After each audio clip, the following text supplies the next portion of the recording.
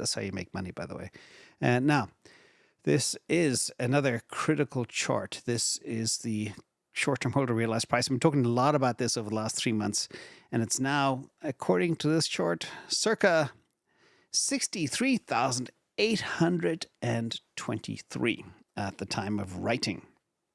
And should Bitcoin break down below 64K and below this short-term holder realized price, it could mark the start of a multi-week mini downtrend like we saw in September 2019 and in July 2021. This is kind of like a mid bull market correction, and it's slightly bigger than usual. But however, we've had our dip to 60K already, so we may have had that correction.